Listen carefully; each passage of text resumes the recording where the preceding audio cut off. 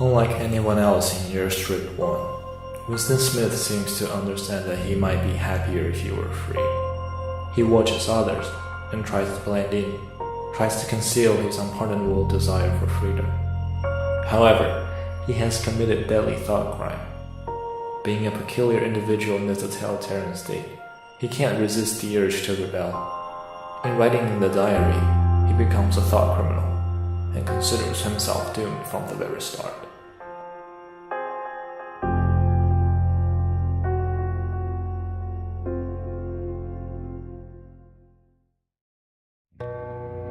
This is the 2 Minutes Hate, a daily routine that arouses people's hatred against enemies from other states, and their love for their supreme leader, Big Brother. Winston notices two other party members, O'Brien and the dark-haired girl. He has dreamed about O'Brien since decades ago. Winston knows that O'Brien must be a rebel, because he told him in the dreams. We shall meet in the place where there is no darkness. As for the dark-haired girl, Winston hates her although he has never spoken to her. She's young, beautiful, vigorous, but Winston knows she's also the most loyal adherent of the party. She's the most enthusiastic during the 2 Minutes Hate, and she wears a scarlet sash of Junior Anti-Sex League around her voluptuous waist. Sex is merely a procreative duty whose end is the creation of new party members. The party channels people's frustration and emotions into ferocious hatred against the party's enemies. Winston is aroused by Julia's beauty, but disgusted by her fervor. And this is Oceania, controlled by a communist government with absolute power. The party monitors and controls every aspect of human life, to the extent that even having a disloyal thought is against the law. The cities are dilapidated. People are starving. Food is scarce. But the party ensures that every single home has a telescreen which blasts a constant stream of propaganda and monitors party members' behavior. There are no more families, absolutely no love in marriage. Only kids spy on their parents, ready to report any words of disloyalty. There's no more truth. The party controls every source of information, managing and rewriting the content of all newspapers and histories for its own needs. There's no more independent thought. The newspeak language structures and limits the ideas people are capable of formulating. And most certainly, there's no more humanity. Everything characteristic of human race has been stripped off of the party members. But there's hope. Pros, the working class, live in their own filthy and impoverished district.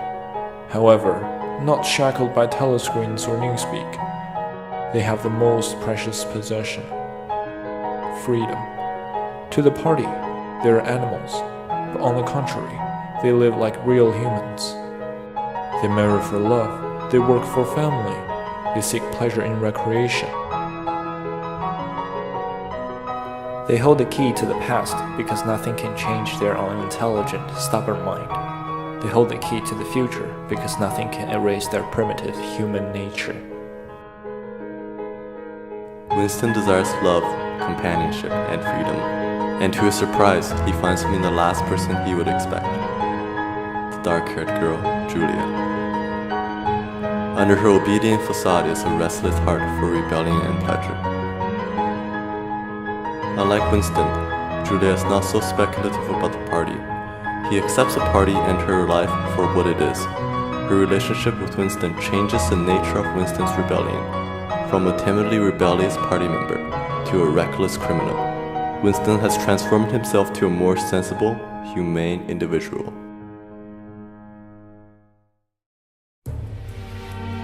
Then, with the company of Julia, Winston meets O'Brien in his apartment.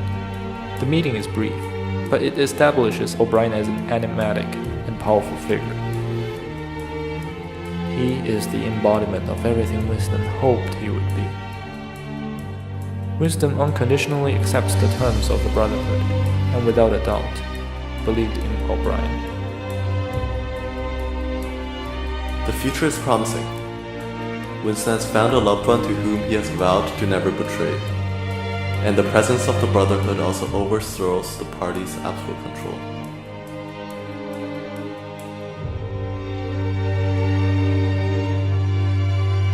When Julia and Winston embraced each other in the sunset, a voice came from behind. You are the dead.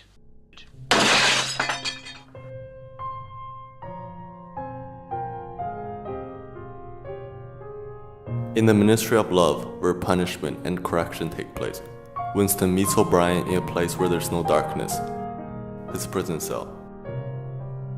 O'Brien, however, is not his comrade, but his torturer. The hope and optimism he inspires in Winston is part of the psychological torture Winston suffers. After the mental breakdown, O'Brien proves that physical pain can override humanity. Throughout the torture session, Winston becomes increasingly eager to believe anything O'Brien tells him, even 2 + 2 = 5.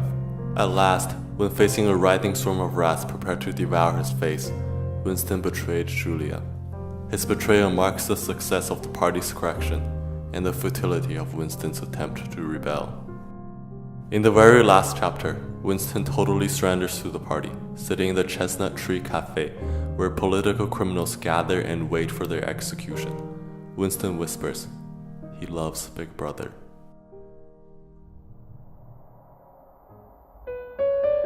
After all, 1984 isn't about Winston's rebellion or tragic love. The character of Winston serves to represent the effect of the party's total control over a human being.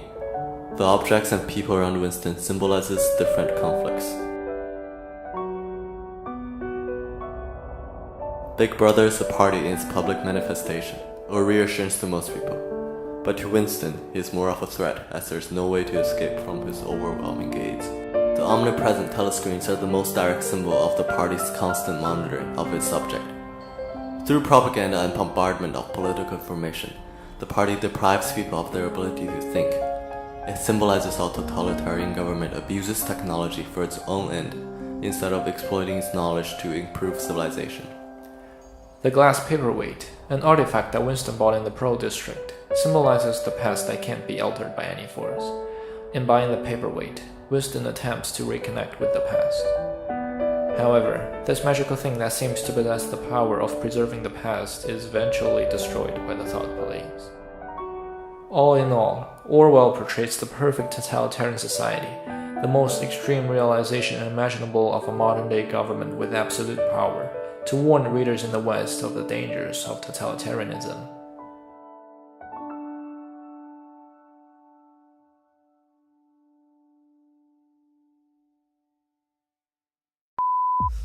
Orwell portrays a perfect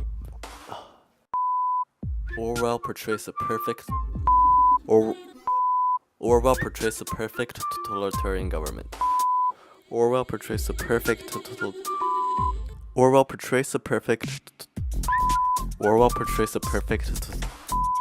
After all, 1984 isn't about Winston's rebellion or tragic love. The character of Winston serves to represent the effect of the party's total control over a human being. The objects and Orwell portrays the perfect totalitarian society.